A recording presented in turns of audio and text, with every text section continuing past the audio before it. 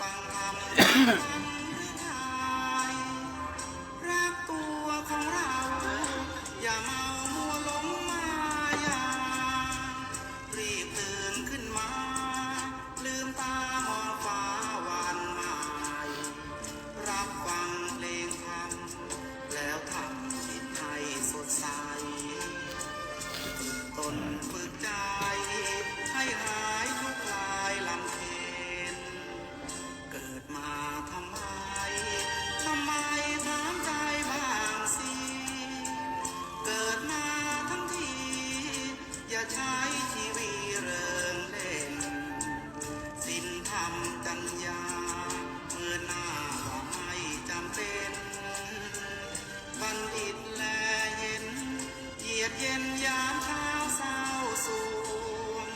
คิดกันทุกคราเกิดมาไม่ช้า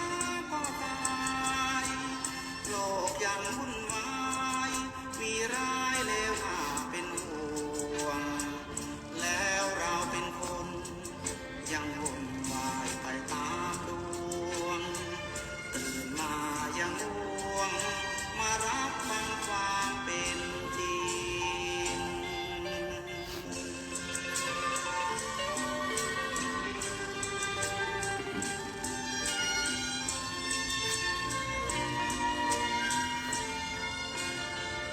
คิดกันทุกครา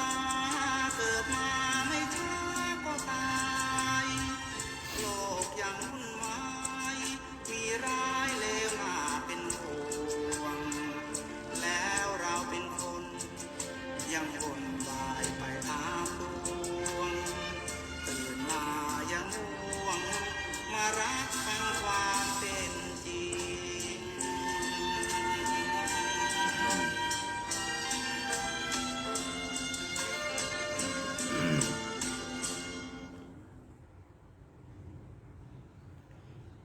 ถ้ามัวแต่หาเตียงที่ดีที่สุดค่ำนี้คงไม่ได้นอน ถ้ามัวแต่หาร้านที่ล้ำที่สุดหมายถึงร้านอาหาร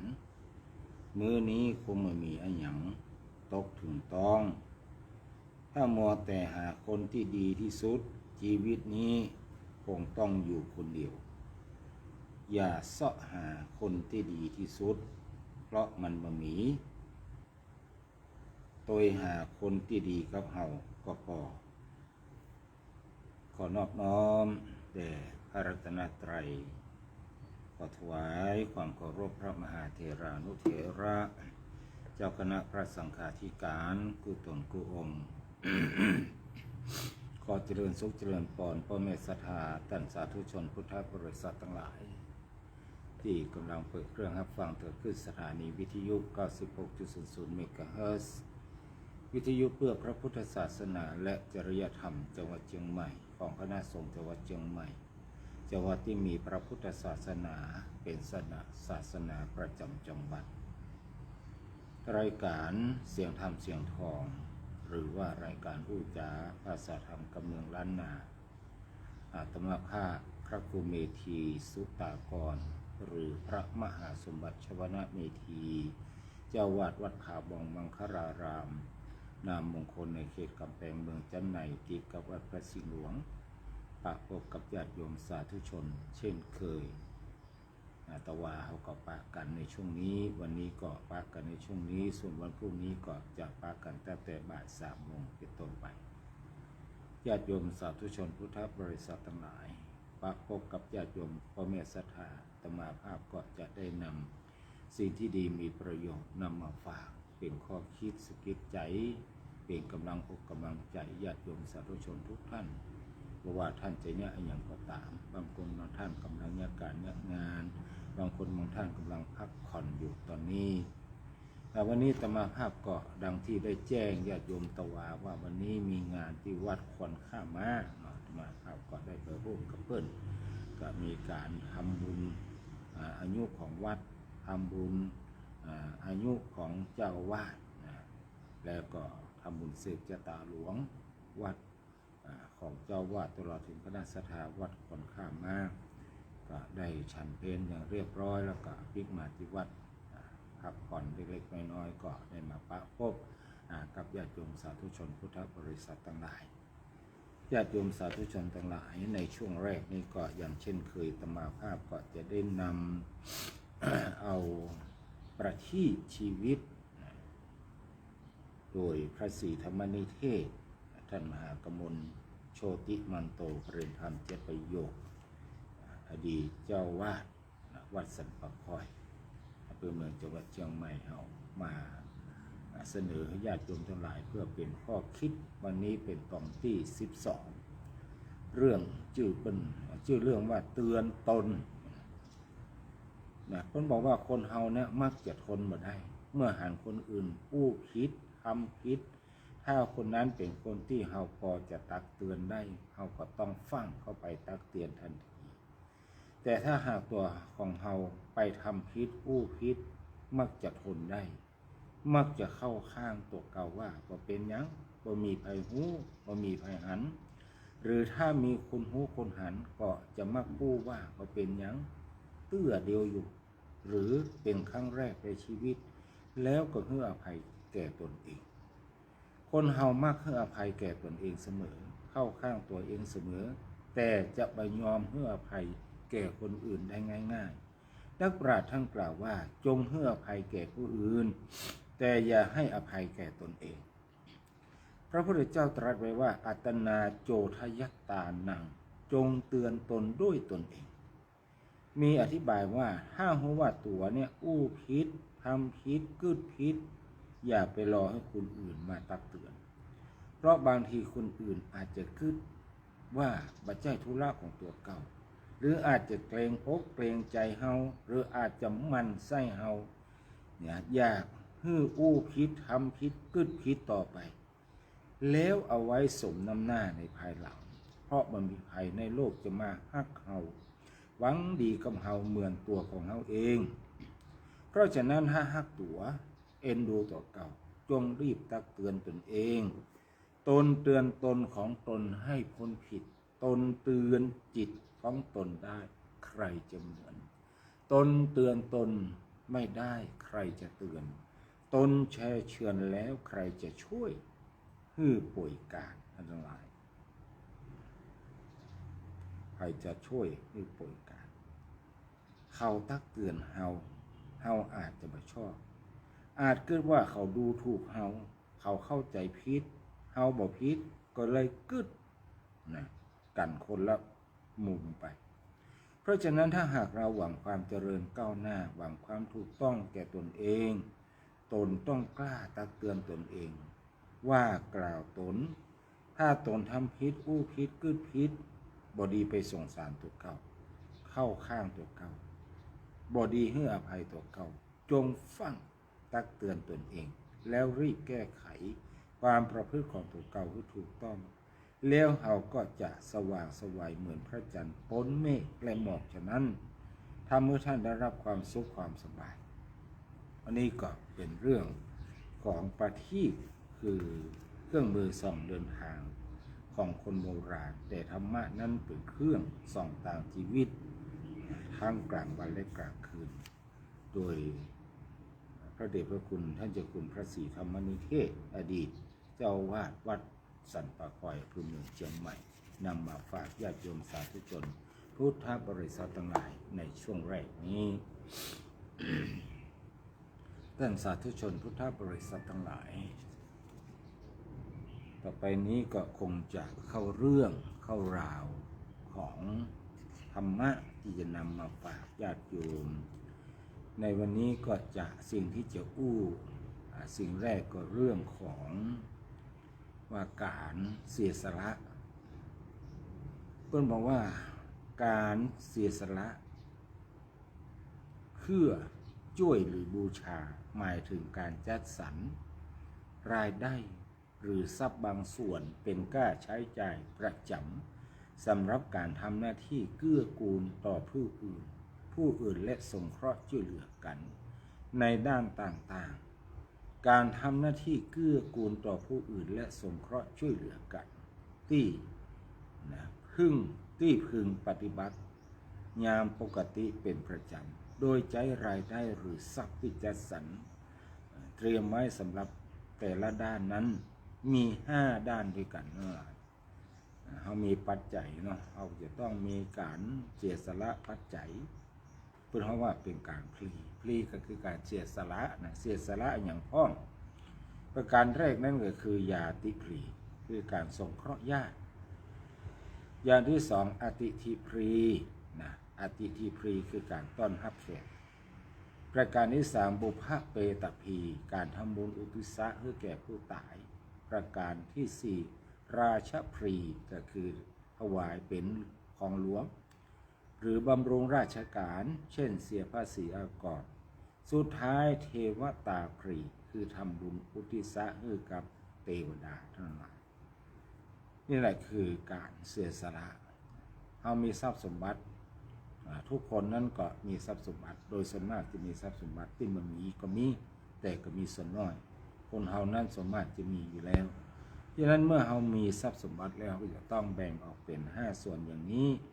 ในส่วนแรกนั่นก็คือการสงเคราะห์ญาติคือช่วยเหลือเกื้อกูลบรรดาญาติพี่น้องที่ได้รับความลำบาก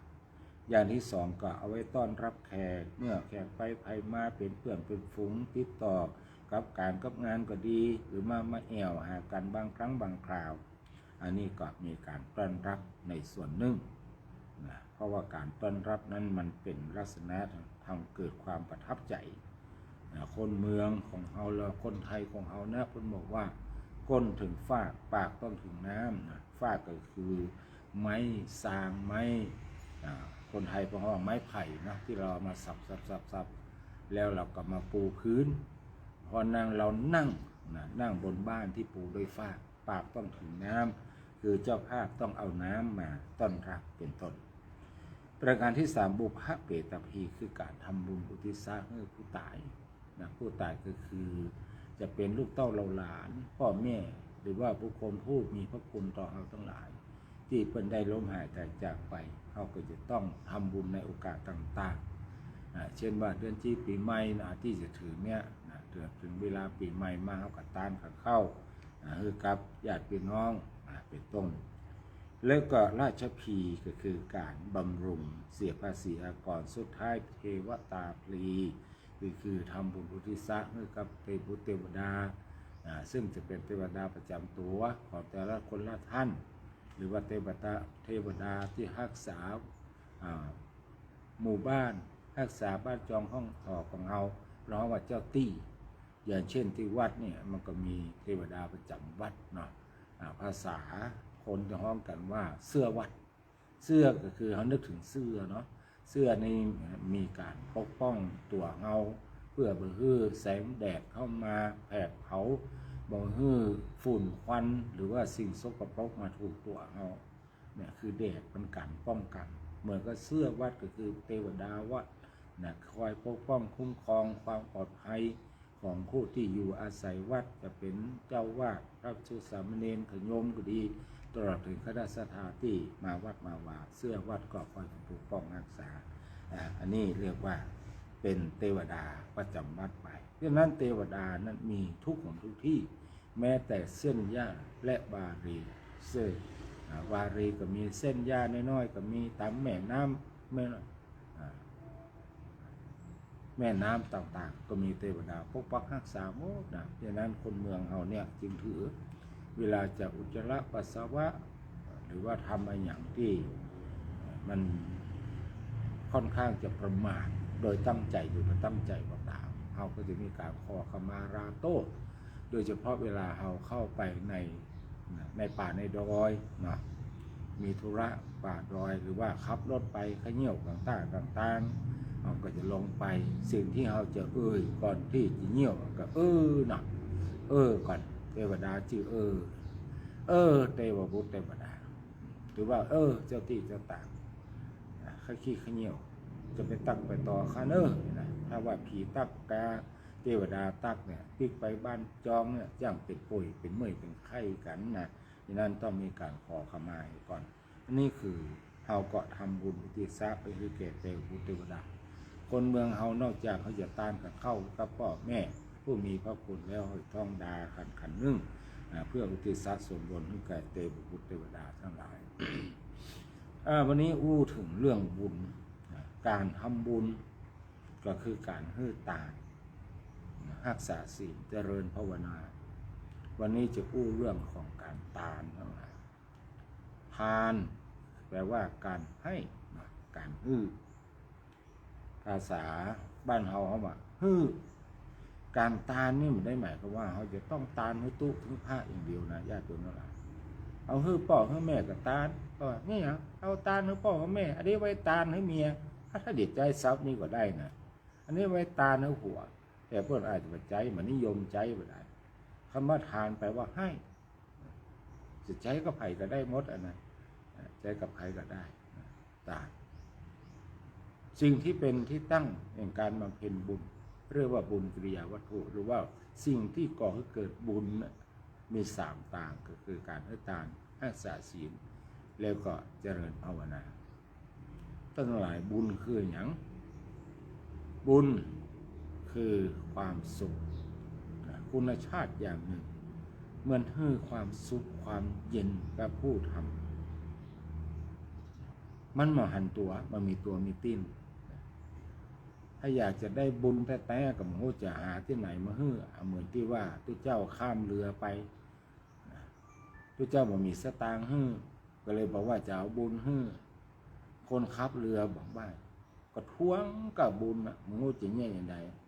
ก็เลยบินหลังต่ำควักขี้มูกแห้งให้เนี่ยรักษาดีๆเนอะนี่บุญเนี่ยแต่คนขับเรือก็บอกว่าจะเก็บไว้ที่ไหนกลัวหายก็เลยเอาอมไว้อมบุญไว้มันก็เลยจึมเข้าไปในร่างกายมันบุญมันเลยหายไปไหนอันนี้คือคนที่มองจากบุญเนาะบุญนี่มันเป็นสิ่งที่ญาติโยมทั้งหลายทุกคนก็เคยทำบุญมาแล้วทำบุญแล้วมันมีความสุขทั้งหลายมันไม่มีตัวมีตนแต่มันมีจริงเปรียบเทียบบุญก็เหมือนกับไฟฟ้าญาติโยมทั้งหลายอยากจะโหบุญก็ลองเอามือแย่เข้ามาในปลั๊กไฟเอาเล็กโกนซุกเข้าไปเอามือกำเล็กโกนแล้วก็ซุกในปลั๊กไฟเขาบอกหันว่ามันจะมีอย่างสักอย่างแต่ไฟมันก็ดูดถึงทำให้เรานั้นถึงแก่ชีวิตได้บุญกุศลก็มีพลังมากมายจะอะไรทั้งหลายบุญกุศลนั้นทำไมเราต้องเนี่ยบุญทำบุญเพราะบุญเป็นพลังงานที่มีพลังดึงดูดความเจริญมาสู่ชีวิตเป็นต้นเหตุแห่งความสุขความสำเร็จในชีวิต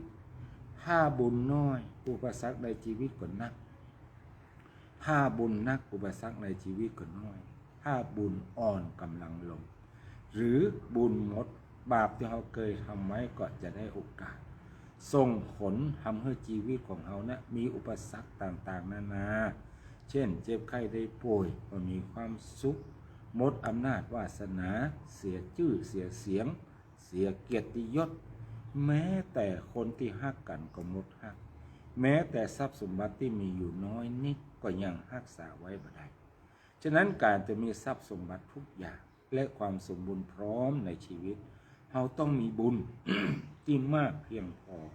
นะมากเพียงพอ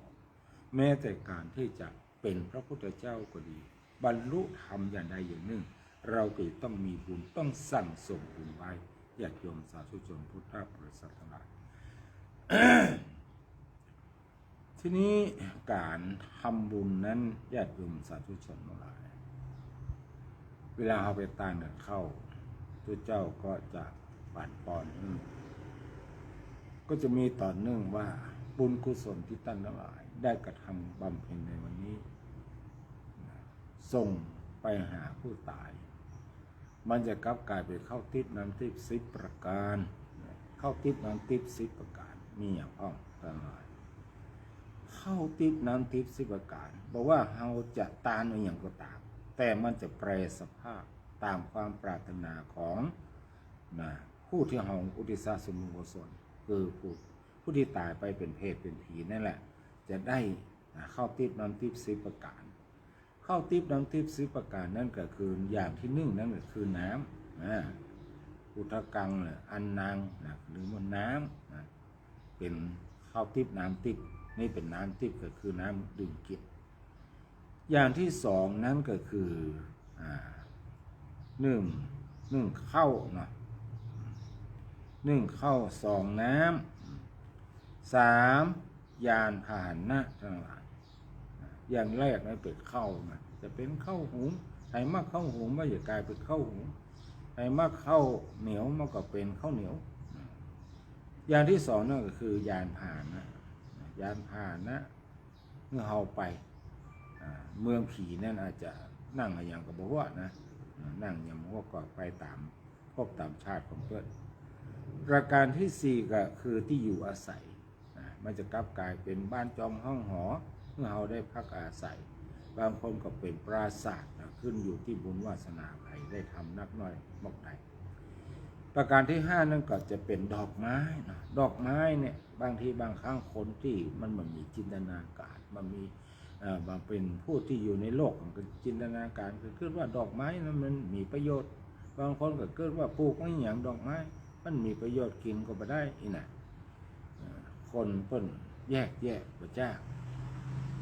คือจริงจังกับโลกขึ้นไปต้องเข้าใจว่าดอกไม้นะถึงแม้มันกินมาได้แต่มันให้ความสุขถึงเราเมื่อให้มันให้ความสุขเมื่อเราหันก็ดีเอาได้กลิ่นหอมของมันก็ดีเขามีความสุขเพราะมันเป็นสิ่งที่สวยงามเนี่ยดอกไม้นะมันจะกลายเขาอยากจะหันดอกไม้อยากหันจุดอยากมีส่วนดอกไม้ก็จะปากก็ถือเป็นส่วนทิพย์ดอกไม้ทิพย์ของเรา ต่อไปของหอมเนาะของหอมนี่ก็อาจจะเป็นอย่างก็ได้เป็นน้ำหอมตลอดถึงดอกไม้ต่างๆเนี่ยจะกลายเป็นของหอมต่อไปก็จะเป็นเครื่องรูปไล้นะยกตัวอย่างเป็นแป้งฝุ่นกันหรือว่าเป็นครีมเป็นอย่างที่เปิ้ลเอาทากันโลชั่นนี่กันเนาะโลชั่นรูปเนื้อรูปตัวผิวพรรณมันเหมาะมันงามกลายเป็นเครื่องรูปไล้อันนี้เป็นข้อติดตามติดเช่นเดียวกันต่อไปเก้าก็คือที่นอนก็จะกลายเป็นที่นอนสิบประทีปท่านหลายประทีปคือแสงสว่างบอกว่าเราจะอยู่ในบนโลกนี้หรือว่าตายไปก็ตามสิ่งที่จะเป็นอย่างนี้ก็คือแสงสว่างแสงสว่างเนี่ยเมื่อความมืดเข้ามาเมื่อค่ำยามคืนก็ต้องอาศัยแสงสว่างดังนั้นมันก็จะกลายเป็นประทีปแสงไฟให้เราใจต้นมาว่าผู้ให้ข้าวชื่อว่าให้กำลังผู้ฮื้อเสื้อผ้าชื่อว่าฮื้อวรรณะผู้ฮื้อยานพาหนะชื่อว่าฮื้อความสุขผู้ฮื้อประทีปชื่อว่าฮื้อดวงตาฮื้อดวงตาคือความหันนั่นเองผู้ฮื้อที่พักอาศัยชื่อว่าฮื้อทุกสิ่งทุกอย่างเฮาฮื้อของดีเฮาก็จะรับของดีเฮาฮื้อของที่ประเสริฐก็จะได้รับของประเสริฐเฮาฮื้อของเลิศเฮาก็จะได้ของที่เลิศเพื่อจะบอกว่านรชนใดให้ของดีของเลิศของประเสริฐนรชนนั้นเกิดชาติใดพบใดย่อมมีอายุยืนมียศเป็นที่รักของมนุษย์และเทวบุตรเทวดาทั้งหลายทีนี้บุคคลหรือว่าประเภทบุคคลที่เอาฮื้อทั้งหลายการฮื้อเนี่ยบุคคลที่เอาฮื้อเนี่ยแยกออกไปสามประเภทคือประเภทที่ต่ำกว่าเอาเพราะเขาว่าธาตุทานหรือว่าทาสทานบุคคลที่เสมอเขาแล้วว่าสหายทานบุคคลที่เหนือกว่าเขาเพราะว่าสามีทานอย่างแรกนั้นก็คือทาสทานคือธาตุทานคือสิ่งของที่เขาฮื้อนั่นน่ะยกตัวอย่างมีผลไม้3 ลูก 3 หน่วยด้วยกันแก่นมะม่วงงามๆนะเขาก็เอาไว้บริโภคเองแก่นที่เกิงกลางๆนั้นเขาก็เอาไว้ฮื้อเปื้อนเขาแกนที่บ่เหมาะงามที่สุดนะเอากลับไปฮื้อคนใจเขาหรือว่าไผก็ได้ที่เขาหันว่าเขาจะฮื้อเขาแต่เปรียบเทียบกันแล้วว่าคนอยู่ณตรงนั้นสมมติว่ามี3 คนเขาจะแยกได้เองว่าอันนี้ฮื้อคนนี้อันนี้ฮื้อคนนี้นะอันนี้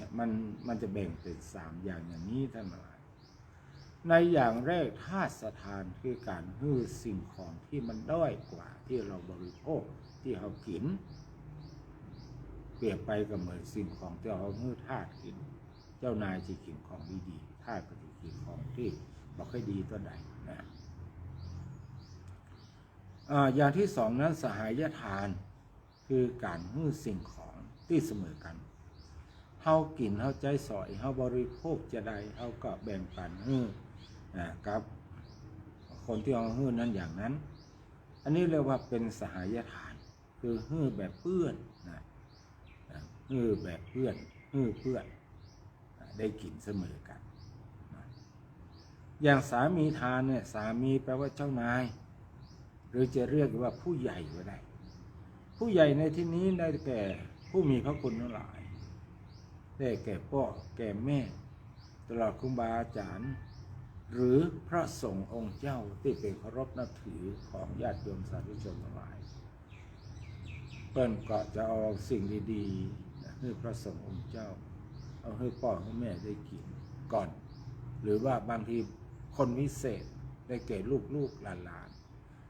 เวลามีไก่ตัวหนึ่งเอาต้มส้มกายเนาะก็จะเลือกเอาส่วนตับไตอย่างให้ละอ่อนไปบางทีก็คนใหญ่เคยกินตับกินไตก็จุละอ่อนบางทีเขาเสียใจกินไตขี้รับกินตับขี้ลืมเนอะละอ่อนบดีกินเนี่ยคนใหญ่กินเนี่ยก็ว่าเป็นอย่างนะละอ่อนก็บาเสียเปลี่ยนละอ่อนตอนที่เป็นละอ่อนก็เขาบอกว่าโดนหลอกแต่เมื่อใหญ่มาโอ้ก็จุเขารู้นี่ใหญ่มาเขาก็จุละอ่อนต่อจุลูกจุเต้าต่อก็ถือว่าบ่ผิดบ่ผิดจุจะอี้บ่ก่อให้เกิดความเสียหายอย่างนักทั้งหลายจุอย่างนี้บ่ผิดศีลนะการจุนี่มันมีที่ผิดศีลก็มีบ่ผิดศีลก็มีแล้วอย่างเช่นว่าเขาจุละอ่อนมาจะไปเนอะผีบ้านะเนี่ยถ้าท่านมันจะมีผีบ้าพ่ออย่างก็ว่ากันไปนะกลัวเขาไปตกน้ำบอกแห้งแกกลัวเขาไปตกน้ำตกหนองระวังเนอะผีน้ำนะมันโผล่ออกมานะบ่เคยหันไกในละครพูดแม่น้ำโขงเนี่ยระวังให้ดีนะมันเงียบละอ่อนไปกินหลายคนเนี่ยละอ่อนก็กลัวปากกล้าไปหันหลายอย่าง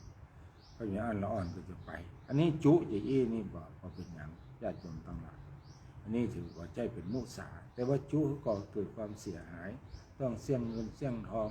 เสียชื่อเสียงเกียรติยศชื่อเสียงอันนี้ผิดนะนี่ผิดจุยี่จุได้ครับ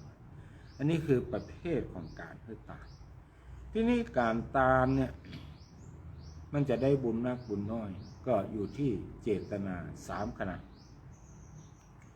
เจตนา3 ขณะนั้นมีห้อง1ก่อนที่จะให้2 ขณะที่ให้3ฮื้อไปแล้วอย่างแรกนั้นก็คือก่อนที่จะฮื้อมีความสุขว่าเราจะได้ทำบุญสุดตายแถมเมื่อกี่วันเนี่ยจะถึงวันเกิดเราวันนั้นจะใส่บาตรสัก9 ตนที่เขามาบิณฑบาตหน้าบ้านเราก็ดีหรือว่าที่ใดที่หนึ่งที่เราจะเลือกจะใส่บาตรสัก9 ตนวางแผนไว้แล้วก็จะเตรียมซองใส่สตังค์ตนร้อยเอาไว้เพื่อเป็นการลดกาลาไปเรียนหนังสือต่างหากหรือไปซื้อสิ่งที่จำเป็นเก็บยอดด้วยเตรียมอาหารไว้9 ชุดขนม9 อย่างโอ้ดีใจม่วนใจกองหาไม่ได้มันจะถึงเตรียมมาแล้วมีความสุขทุกวันด้านหลายแต่เตรียมมาแล้วเกิดไปแล้วนะมีความสุขในขณะที่ฮื้อก็มีความสุขว่ากำลังทำบุญอยู่กำลังใส่บาตรอยู่มีความสุขได้บุญหลังจากใส่ไปแล้วฮื้อไปแล้วก็มาสับได้สิ่งของที่ฮื้อไปอันนี้ก็ได้บุญนี่เรียกว่าเป็นเจตนาทั้ง3 คณะบางทีเนี่ยบางครั้ง ถ้าเรามีเจตนาดีเนี่ยมันได้บุญเต็มเปี่ยมเท่าไหร่ถ้ามีเจตนาที่ดีมันได้บุญเต็มเปี่ยมอย่างยกตัวอย่างนิทานว่าการใส่บาตรพระผอมได้ขึ้นสวรรค์การใส่บาตรพระอรหันต์คือพระที่หมดกิเลสเรียบร้อยแล้ว พิ่นมาบิณฑบาตเอาใส่ไปครับตกนรกกันนะตกนรกใส่บาตรพระปลอมได้ขึ้นสวรรค์ใส่บาตรพระอรหันต์ตกนรกเรื่องมันมีอยู่ว่ามีสามีภรรยา2 คนนี่แหละก็เป็นคนจรจัดนั่นแหละจรจัดมีบ้านมีรักมีแรงอพยพไปเรื่อยๆศาลาไทยหลังใดมันเหมาะมันงามหรือว่ามันใกล้ชุมชนสหากินง่ายเขาก็ไปพักอาศัยไปนอนนะก็ไม่ยิงพระใจอยู่ด้วยกันนะเนาะ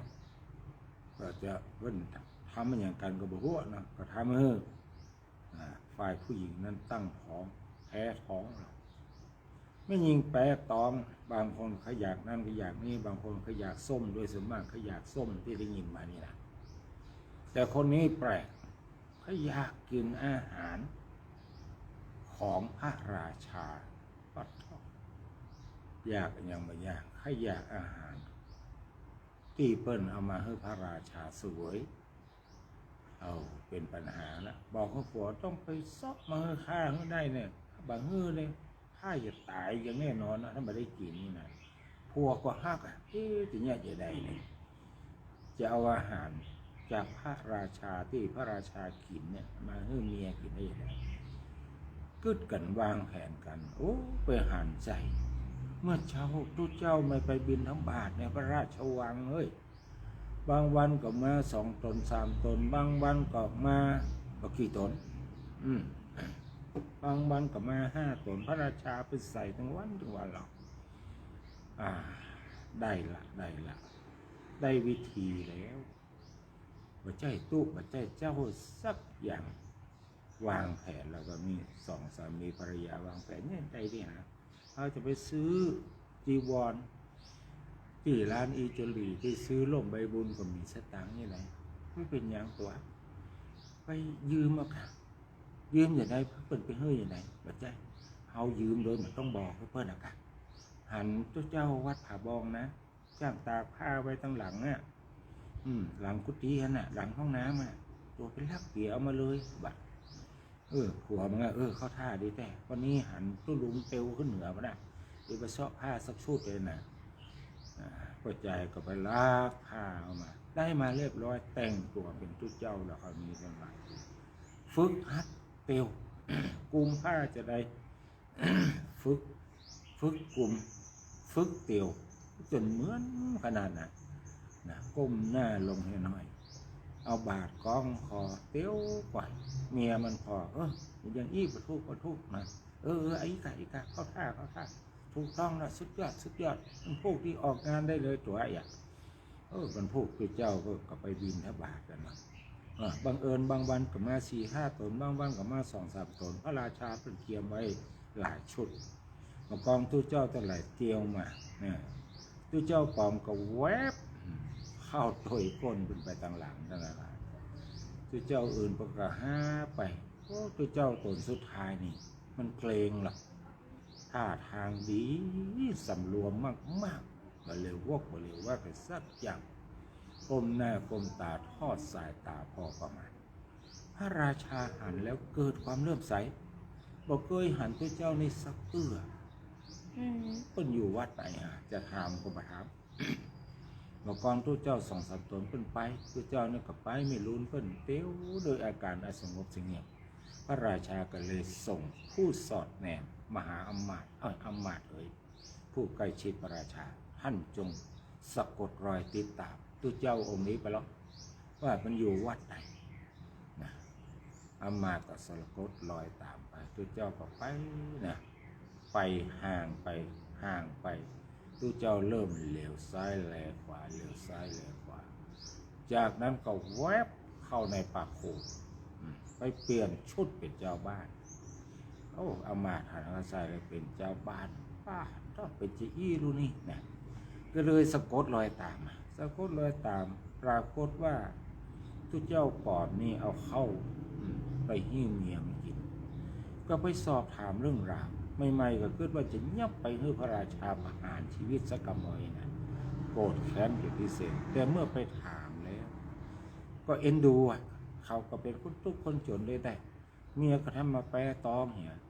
ก็เลยเอ็นดูอำมาตย์นี่มีจิตเมตตาก็เกิดมาในระหว่างต่างว่าจะไปบอกกับพระราชาจะได้ดี เมื่อมาถึงพระราชวังพระราชาก็ถามเป็นไหนอำมาตย์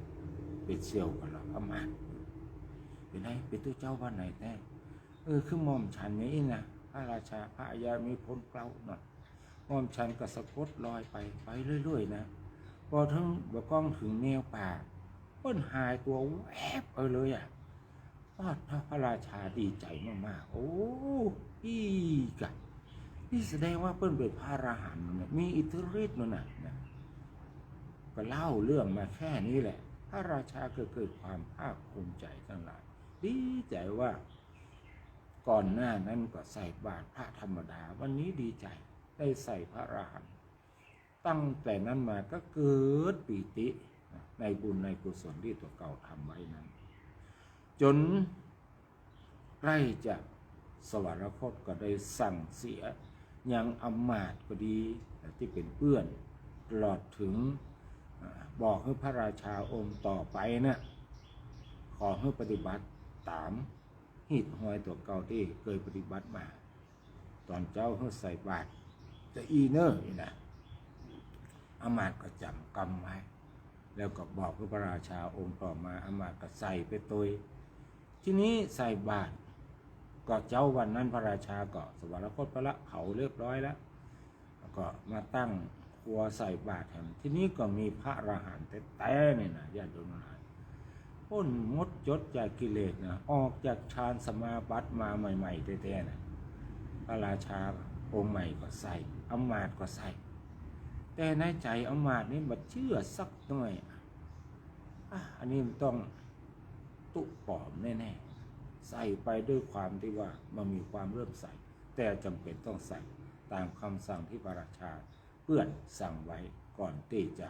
สวรรคตก็ใส่ไปแต่มันมีความเริ่มใส่สักอย่างต่อมานะอันพระราชาองค์แรกนั่นนะก็ตายไปเพิ่งขึ้นสวรรค์แล้วใส่บาตรปลอมได้ขึ้นสวรรค์เนี่ยต่อมาอำมาตย์ตายแทนปรากฏว่าได้ตกนรกนั่นแหละ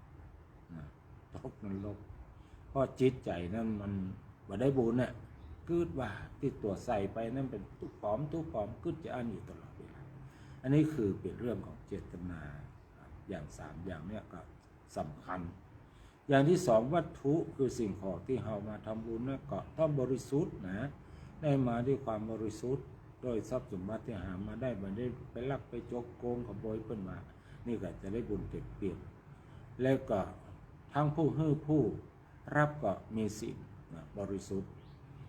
ผู้รับก็มีศีลบริสุทธิ์เหนือกว่าผู้ให้น้อยจริงๆเรื่องการให้นะบอกว่าจะให้สัตว์ที่ได้ฌานมาให้คนอย่างใดก็ต่างนั่นแหละได้บุญหมดแต่ว่าบุญนั้นมันจะแตกต่างกันไปขึ้นอยู่ที่คุณธรรมของที่เราให้กับบุคคลคนนั้นถ้าบุคคลคนนั้นมีคุณธรรมมีศีลธรรมสูง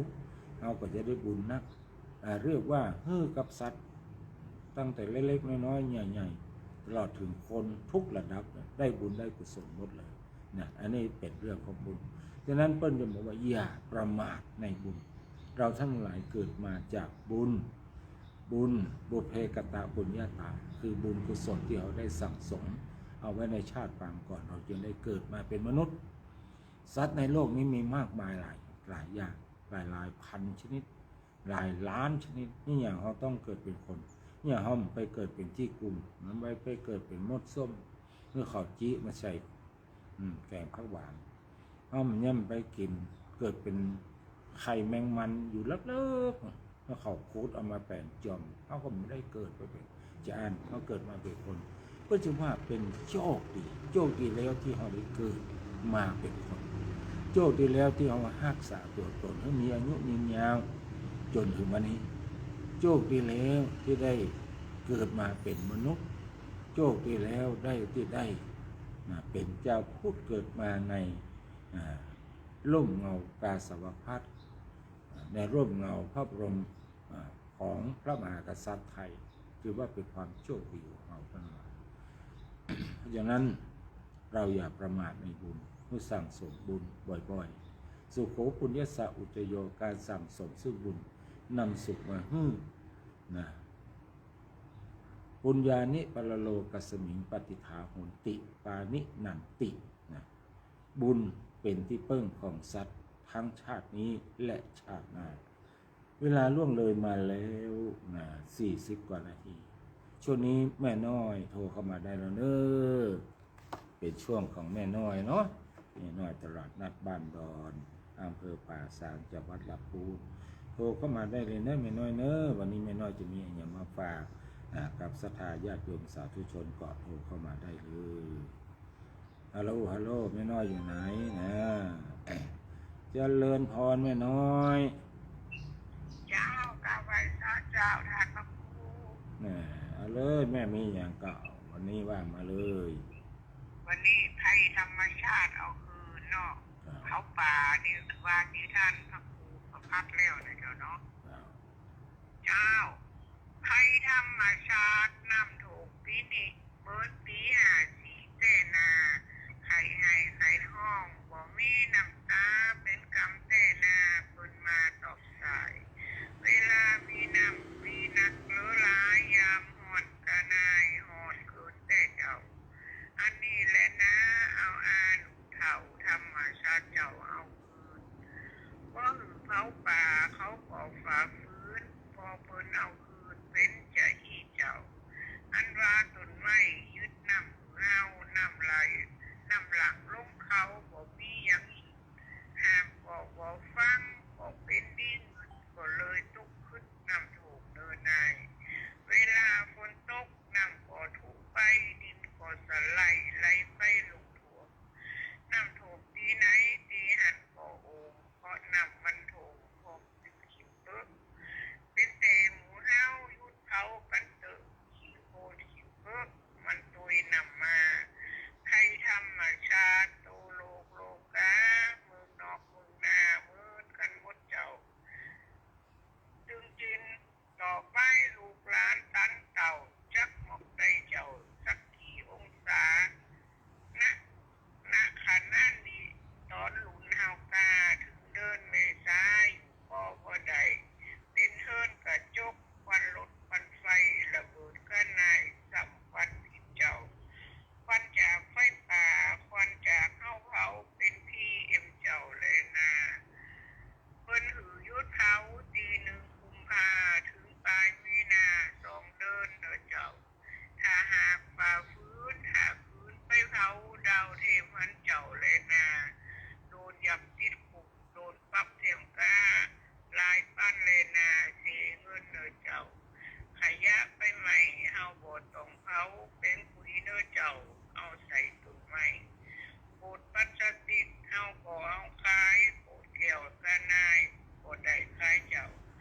ใครธรรมชาติก็อดกันเอาใครสงครามเจ้าอดเอาได้กาพอสงครามโลกก็ไปเข้ามาจากล่างโลกกา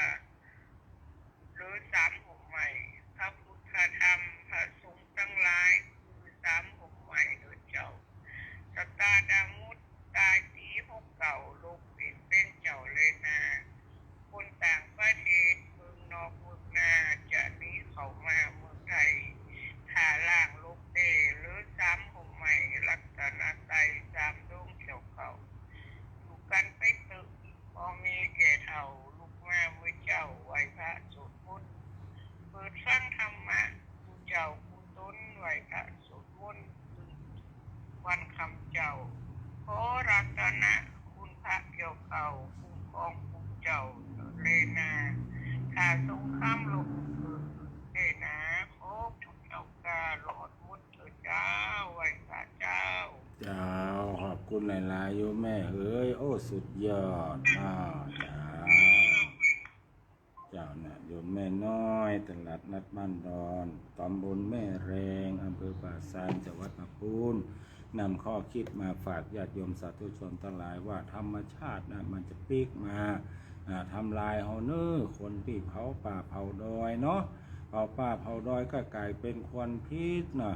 คิดว่านี่หยังเผานี่หยังเอาไว้ให้ผักหวานโป่งว่ามันคุ้มว่าญาติโยมทั้งหลายบ่กินผักหวานแล้วมันจะเป็นหยังแกแต่ว่าอากาศที่มาเป็นพิษเนี่ยมันพลิกมาเข้าหูดังคนที่กินผักหวานก็โดนคนบ่กินก็โดนโดยส่วนมากแล้วคนกินผักหวานนี่เข้าหูดังนักกว่าคนกินผักหวานมากผักหวานก็อันนี้มันหมายความว่าจะใดก็หมายความว่าคนที่ไปเผาป่าเผาโดยนี่เนาะบาปกรรมนักเนอะญาติโยมทั้งหลายเพราะว่าไปฆ่าสัตว์ตายทุกครั้งที่เราเผาป่าเผาดอยเนี่ยสัตว์เล็กสัตว์น้อยจะต้องตายไปเป็นหมื่นเป็นล้านเป็นแสนหลายล้านตัวนั่นแหละตั้งแต่มดแมงตัวน้อยๆไปฉะนั้นมันจะทำบันดาลให้เฮาเนี่ยผู้เป็นเผาเนี่ยทำให้สัตว์ตายเนี่ยเอาจะมีอายุสั้นปันตายญาติโยมทั้งหลายโรคภัยไข้เจ็บเข้ามาสู่ชีวิตเอา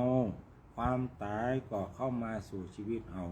คนที่มักทำลายสัตว์ทรมานสัตว์ฆ่าสัตว์เนี่ยจะอายุสั้นปันตายก็หมายความว่าคนที่เผาป่าเผาดอยเนี่ยจะอายุสั้นคุ้มบาท่านทั้งหลายไปเผาเพื่อจะเอาผักหวานและต้องมาพลีชีพเนี่ยเพื่อผักหวานไก่นะเพื่อเห็ดเนาะสองอย่างหลักจะกินเห็ดถอบจะกินผักหวานไปเผาป่าเผาดอย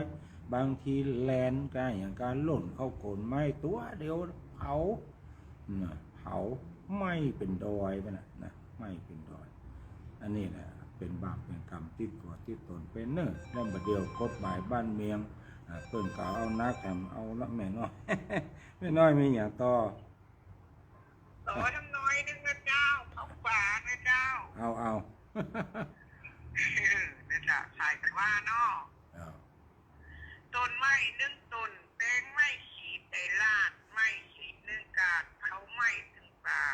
เป็นกุ้งเกวียนกำให้ใดทำไว้กาเป็นกำนะตั้นมานี้ตึงบ่ได้กำมีสองกำดีกำให้มันมาตอบสายแน่นอนเฮาเผาป่าไม้ตามป่าสันดอนกำมาตัดร้อนหมูเฮาเนเจ้าถ้าหากนาแรงก็เล่งเต้นเล่าฤดูฝนเจ้าก็ถูกเนินนายดินฟ้าลงโตดหมูเฮาตั้งหลายเพราะเฮาทำลายเพิ่นก่อนเนินเจ้ายุดเผาป่าไม้ยิงใจหนุ่มเฒ่าเห็นดูสัตว์เจ้าตายในกองไฟถ้าว่าจะหนีหลีกลี่ไปไหนสัตว์ก็เลยตายไฟเผาเป็นล้านเผาป่าเอาเฮ็ดไว้เด็ดสักวานหมูเฮาเจ้าบาดคอยุดเผาเจ้าอยากกินให้ถอบก็มาพอเอาค้อนตีเฮาเผามีเจอให้ถอบไปขุดเอาดินเอาใส่กระสอบเอาเจอให้ถอบมาเพาะในบาทเป็นพักในป่าพักตาพักวานเอาปลูกในบาทมันก็ได้กินแถมบอกเหมือนกาเฮ็ดถอบเฮ็ดดินเฮาจัดได้กินเฮ็ดเพาะเนื้อเจ้าจักพัฒนานักวิจัยเขาเพราะเฮ็ดกระเจ้ามันเบาสมองถ้าพอไปตึกกำลังทดลองบ่เมื่อพี่น้องได้กินแต่เจ้าได้กินเฮ็ดถอบก่อนถึงเดือนเก่าขอกันเอาเจ้าง่ายดีฟักทอง70กิโลยังมีขอในทีวีห้ามปีเด้อเจ้าดีสุโขทัยดีเมืองเก่าหลายปีแล้วเจ้าเดินนายจังหวัดกระบี่น้องปีทั้งหลายบักคือไปไล่เก็บ1 กิโลดีก็ลันดาบ่ได้ขี้โง่บ่เจอก็โทรไปถามเด้อเจ้าก็ต้องเข้าป่าเอาหนุ่มเฒ่าไปเกิดเผาเจ้าบ่ขอหมดเฮ็ด1 ลำละห่อหนอตึ้งลำลุดบ่เตาไข่ไก่เป็นเที่ยวจ้าไว้ซะจ้าจ้าโยมแม่น้อยก็ต่อแถมเนาะเพื่อได้ยินเข้ามาว่าเขาป่าเขาดอยจะทำให้เป็นบาปเป็นกรรมอายุสั้นปันตายนอกจากนั้นจะถูกคุกถูกตารางถูกปรับมันบ่คุ้มเด้อถึงวันเนี่ยบางทีบางครั้งเขาก็คิดว่าเขาไปเผาในป่าในดอยไผ่ไปหู้ไปหันรู้ไหมว่าถึงวันเนี่ยเพิ่นติดระบบที่ดาวเทียมบุญญาติโยมทั้งหลายเพิ่นพอกล้องลงมาหรอกความร้อนมันเกิดขึ้นที่ไหนมันก็จะปรากฏขึ้นยิงขึ้นบนดาวเทียมก็ส่งเข้ามายังเครื่อง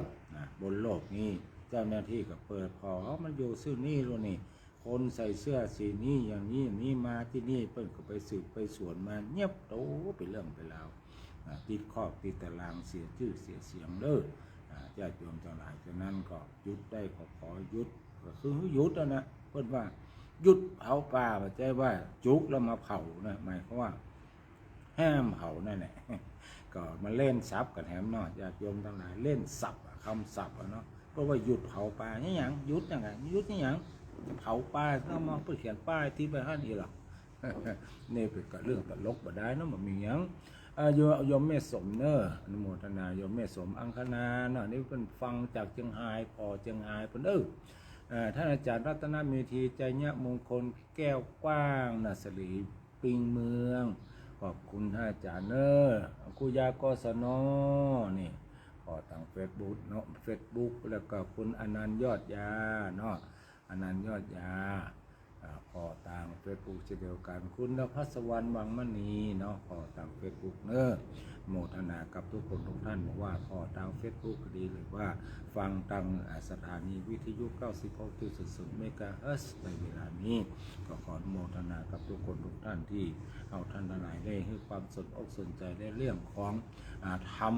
รรมะในเป็นสิ่งจำเป็นต่อทุกชีวิตเนอะญาติโยมทั้งหลายอย่าไปเกิดว่าธรรมะนั้นมันเป็นเรื่องของคนเฒ่าคนแก่นี่แสดงว่าเราเข้าใจผิดละธรรมะเนี่ยมันต้องมีตั้งแต่เราน้อยๆแล้วนะรู้ความนะเราก็จะต้องมีธรรมะมีคุณธรรมหลายสิ่งหลายอย่างทุกอย่างมันเป็นธรรมะมันหรอกชีวิตของเราเนี่ยที่เราดำเนินชีวิตจะกินก็ดีจะยังการยังงานก็ดีจะห้ามจะเฮียนก็ดีมันจะต้องมีธรรมะกำกับอยู่ตลอดเวลาตลอดยกตัวอย่างเช่นว่าตอนนี้อาตมาภาพอยู่เนี่ยอาตมาภาพจะต้องมีธรรมะนะกำกับอยู่ตลอดนั่นก็คือจะต้องมีสติความระลึกได้ว่ากำลังทำกำลังอย่างอยู่สัมปชัญญะความรู้ตัวคือรู้ตัวว่ากำลังทำอย่างอยู่ถ้าหากว่าบ่มีธรรมะเวลานี้อาตมาภาพก็จะเลยเถิดไปเลยเรื่องนึงไปหาเรื่องนึงมาเข้ากันนะเนาะถึงแม้ว่าจะเป็นเรื่องนึงไปหาเรื่องนึงแต่ว่าพยายาม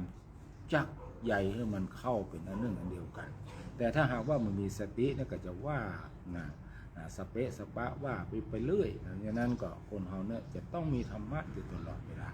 แม้แต่ญาติโยมที่กำลังเนี่ยการงานอยู่บนเร็วเนี่ยคนที่บกดินอยู่กลางต้นกลางให้กลางนาหรือต้องมีสติรู้ว่ากำลังกำขบกอยู่ของที่มีคมกำลังฟันมีดอยู่กำลังตัดต้นไม้ก็ต้องมีสติเล็งไปที่เกาไม้หวกเช่นว่าเขาตัดไม้หวกดีไม้สร้างก็ดีเนี่ยจะได้เขาก็คิดใช้ธรรมะนี่แหละมีความคิดเนี่ยจะได้ให้มันปลอดภัยคือความบ่ประมาทธรรมะตัวนี้คือความบ่ประมาทนี่จะได้บ่ให้ไม้สร้างที่เขาฟันนั่นส้นมันจะปุ้งก็ใส่เฮาหลังจากที่มันปุดจากก่อมาแล้วเนี่ยเอาเนี่ยอย่างได้เหมือนมันปุ้งใส่ตีนเฮาแข้งเฮาขาเฮาเนี่ยมันก็จะต้องมีการระมัดระวังคือบ่ประมาทนั่นเองฉะนั้นธรรมะเนี่ยมันมีเราจะต้องใจตลอด24ชั่วโมงเท่าไหร่ทุกวินาทีเราจะต้องอยู่กับธรรมะอย่าไปคิดว่าธรรมะมีความจำเป็นเจี่ยน้ำแต่เจี่ยน้ำฟังน้ำฟังธรรมเจี่ยกำน้ำกำธรรมกินพริกดำกับข้าวเจี่ยกำขี้เหล้ากินหลับถึงวันก็ว่าเอาม่วนกันมาได้นะความเป็นจริงแล้วจะอันเนาะ เรื่องธรรมะนั้นเป็นเรื่องที่จำเป็นกับทุกชีวิตทุกคนทุกเพศทุกวัยที่จะต้องนำไปประพฤติปฏิบัติแม้แต่พระก็จะต้องมีธรรมะธรรมาภาพนี้ไม่ใช่ว่าสอนญาติโยมอย่างเดียวแนะนำญาติโยมอย่างเดียวสอนอาตมาภาพตนเองตัวศึกษาเรียนรู้ก็ประพฤติปฏิบัติไปตัวนำธรรมะที่เฮียนหูเนี่ยมาแนะนำให้ญาติโยมทั้งหลายได้ทราบได้รู้ไปตัวอันนี้ก็คือประโยชน์ของธรรมะที่ทุกคนทุกท่านจะต้องมีญาติโยมสาธุชนพุทธบริษัททั้งหลายตอนนี้เวลาเหลือแค่5 นาทีอาตมาภาพจะเอา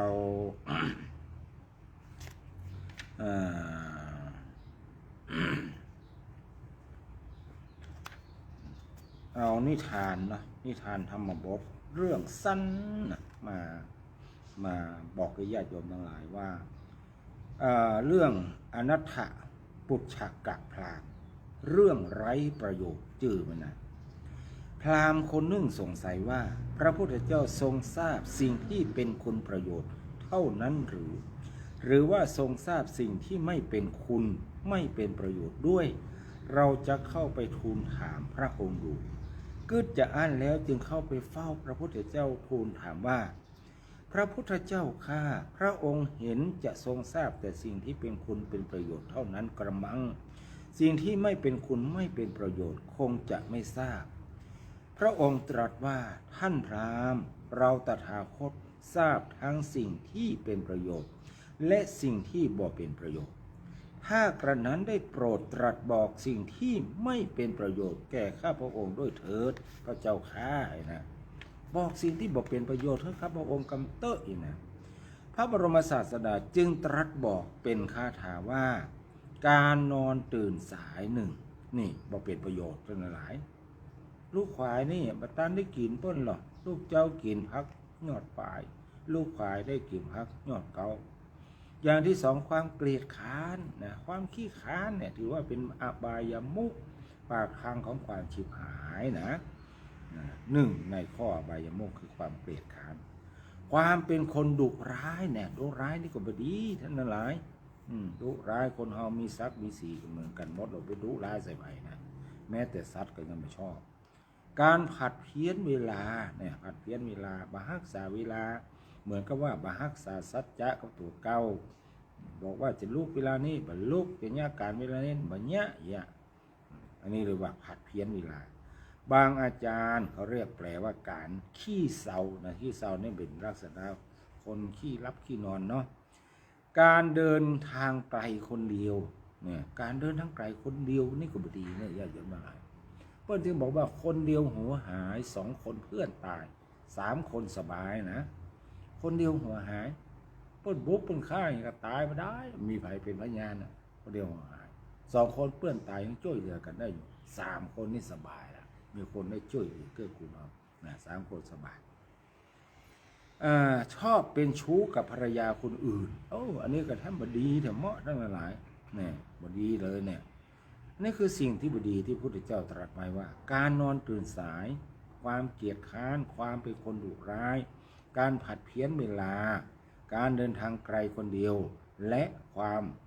ชอบเป็นเจ้าชู้กับภรรยาคนอื่นข้อที่กล่าวมานี่แหละลองประพฤติดูเถิดแม้เพียงอย่างใดอย่างหนึ่งความชิบหายจักมีแก่ท่านแน่นอนท่านพราหมณ์สัตว์จะตายวายวางสิ้นทางสู้ไม่มีผู้ป้องกันทั้งนั้นหนอ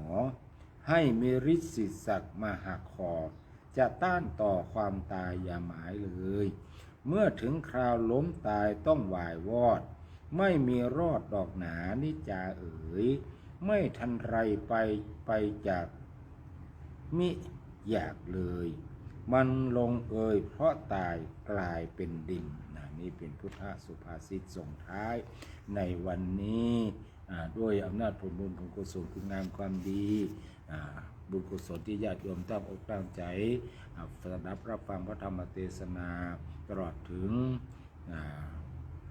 ความศักดิ์สิทธิ์ของหลวงพ่อใหญ่ชัยมงคลอุดมโชควัดผาบองจงปกปักรักษาญาติโยมสาธุชนผู้ฟังทุกท่านอยู่ดีมีสุขอายุมั่นขวัญยืนโดยทั่วกันวันนี้เจริญพร